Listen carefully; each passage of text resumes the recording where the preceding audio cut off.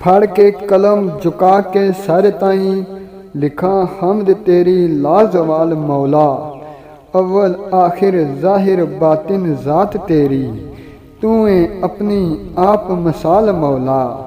तेरी समझ न समझ दे विच आवे, तेनू सब समझना बड़ा मुहाल मौला। तेरा जिस्म वजूद हथ पैर कोई ना तू आउंदा विच ख्याल मौला। कन्ना बाज सुनदा अखी बाज तकदा, नाले जानदा दिलां दे हाल मौला। तेरी मिसल मसाल दलील कोई ना, समझे की मुड़ अकुल कंगाल मौला।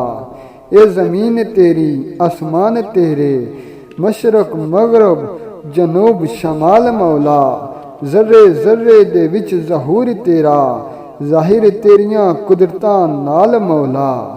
हूरो मलक जिन्नात इंसान सारे, हूराम मलक जिन्नात इंसान सारे, तेरी कुदरतों जुल जलाल मौला। लैके हाथी तू कीड़ी तक रिज़्क देवें, पालनहार सब दा लजपाल मौला। तू से कल्ला अल्लाह मैनू क्या जावे, चली कुन दी इसे लई चाल मौला। जो भी कुछ नज़र अज आ रहा, तेरे इश्क दा सारा कमाल मौला। आदम अपना खलीफा बना के ते दिती रूह विच अपनी डाल मौला। क्या नूरियां नू इनू करो सजदा, कीता उन्हां ना गज़वाल मौला। इज़राइल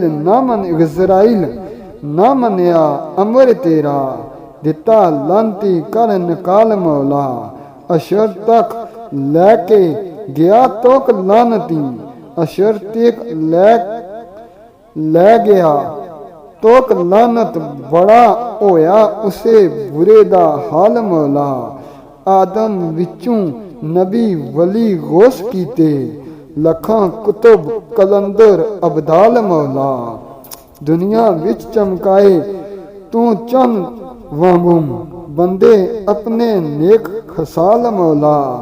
करी करम रखी शर्म नाल फजला, मेरा करी कबूल सवाल मौला।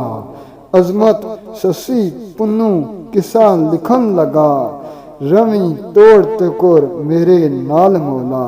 रवी तोड़ तिकोर मेरे नाल मौला।